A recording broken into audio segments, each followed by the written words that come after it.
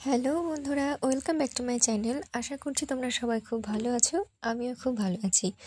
আজ আমি তোমাদের সঙ্গে শেয়ার করছি চিলি পনিরের একটা রেসিপি, যেটা আমি ফার্স্ট টাইম ট্রাই করলাম। আর এটা কিন্তু অসাধারণ হয়েছিল খেতে। তোমরা দেখেও বুঝতে পারছো এটা যথেষ্ট সুন্দর হয়েছে। তো এটা আমি কীভাবে তৈরি করেছি সেটাও তোমাদের সঙ্গে আমি এক্ষুনি শেয়ার করছি।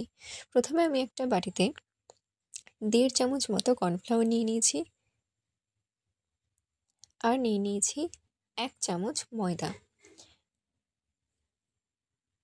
তার সঙ্গে আমি সামান্য একটু লবণ মিশিয়ে বেশ ভালো করে মিশিয়ে নিয়েছি। এবারে এটার মধ্যে আমি একটু জল দিয়ে সেটাকে একটা সুন্দর ব্যাটার তৈরি করে নিচ্ছি। এই ব্যাটারটা খুব সাবধানে তৈরি করতে হবে, যাতে খুব ঘন না হয়ে যায় আবার খুব পাতলাও না হয়ে যায়। তো খুব সাবধানে এটা তৈরি করতে হবে। ব্যাস, এটা রেডি হয়ে গেছে।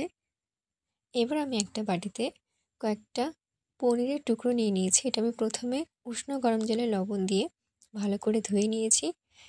আর এর মধ্যে আমি দিয়ে দিলাম 1 চামচ ময়দা আর 1 চামচ কর্নফ্লাওয়ার। এটাকেও আমি বেশ ভালো করে একসঙ্গে মিশিয়ে নিচ্ছি।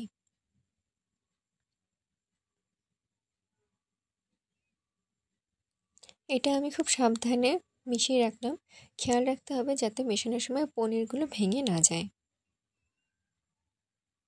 এরপর আমি আরেকটা বাটি নিয়ে নিয়েছি, এর মধ্যে আমি সসটা রেডি করে নেব। এই বাটির মধ্যে আমি প্রথমে নিয়ে নিচ্ছি টমেটো কেচাপ।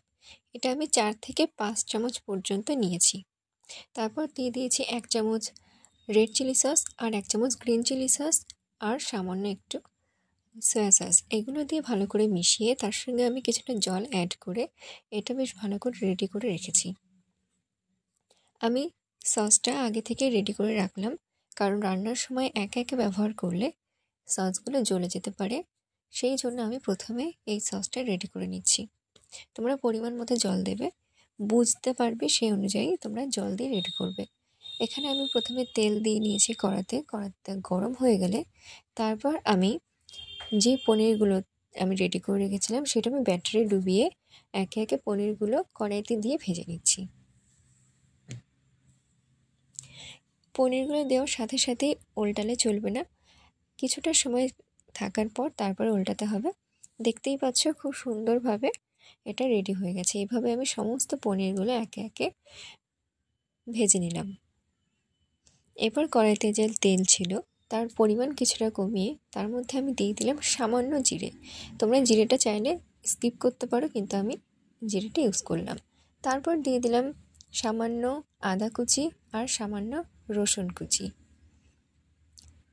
তারপর দিয়ে দিলাম পেঁয়াজের ভেতরের সাদা অংশটা, সেটা কুচিয়ে দিয়ে এবার সব কিছু একসঙ্গে বেশ ভালো করে নাড়াচাড়া করে ভেজে নিতে হবে। এর মধ্যে আমি কাঁচা লঙ্কা চিড়েও দিয়ে দিয়েছি। তোমরা চাইলে এখানে শুকনো লঙ্কাও ব্যবহার করতে পারো। আমি এখানে বেশ ভালো করে নাড়াচাড়া করে এটা ভেজে কাঁচা গন্ধটা দূর হওয়া পর্যন্ত আমি এটা ভাজতে থাকলাম। এবার আমি পেঁয়াজের যেই বড় অংশগুলো সেটা কিউব আকারে কেটে আমি তার মধ্যে দিয়ে ভালো করে নাড়াচাড়া করে ভেজে নিচ্ছি। আমি এখানে ক্যাপসিকামটাকে স্কিপ করেছি। তোমরা চাইলে ক্যাপসিকাম অবশ্যই ব্যবহার করতে পারো, কিন্তু আমি এখানে ক্যাপসিকামটাকে নিলাম না। শুধুমাত্র পেঁয়াজ দিয়েই আমি এই রেসিপিটা আজকে তৈরি করছি। এরপর দিয়ে দিলাম সামান্য একটু লবণ।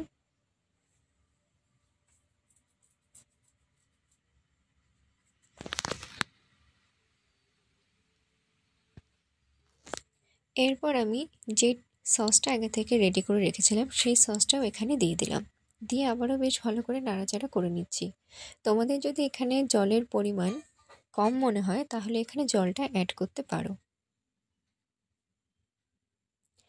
তারপর আমি এর মধ্যে দিয়ে দিলাম সামান্য কয়েক দানা চিনি। দিয়ে আবারও সব কিছু একসঙ্গে বেশ ভালো করে নাড়াচাড়া করে নিলাম। এরপর আমার জলটা কম মনে হয়েছে বলে সসের বাটিতেই আমি কিছুটা জল নিয়ে আবার সেখানে জলটা অ্যাড করলাম। এটা বেশ ভালোভাবে ফুটে উঠেছে। ফুটে ওঠা পর্যন্ত একটু ওয়েট করতে হবে। ফুটে উঠে গেলে তারপরে পনিরগুলো একে একে এর মধ্যে ছেড়ে দিতে হবে। আমি এখানে পনিরগুলো দিয়ে দিলাম। দেওয়ার পর বেশ ভালো করে নাড়াচাড়া করে নিলাম। পনির জল টানবে, যদি আবারও জল কম মনে হয় তো তোমরা আবার এখানে জল অ্যাড করতে পারো।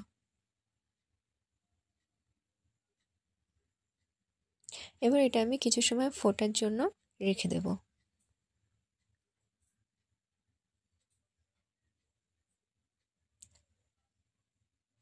এটা খুব ভালোভাবে ফুটে গেছে আর জলটা অনেকটাই ভালো টেনে নিয়েছে, বেশ একটা কষা কষা ভাব চলে এসেছে আর গন্ধটা খুব সুন্দর বেরিয়েছে। তো এবার এটা আমাদের অলরেডি ডান হয়ে গেছে রেসিপিটা। তো দেখতেই পাচ্ছ এটা কিন্তু খুব সুন্দর হয়েছে, গন্ধ খুব সুন্দর আসছে আর খেতেও মনে হচ্ছে খুব সুন্দর হয়েছে। এবার এটাকে আমি সামান্য পাতিলেবুর রস দিয়ে পুরোটা রেসিপিটা আমি শেষ করলাম। পুরো রেসিপিটা দেখার পর তোমরা অবশ্যই দেখে বুঝতে পারছো রেসিপিটা কতটা সুন্দর হয়েছে।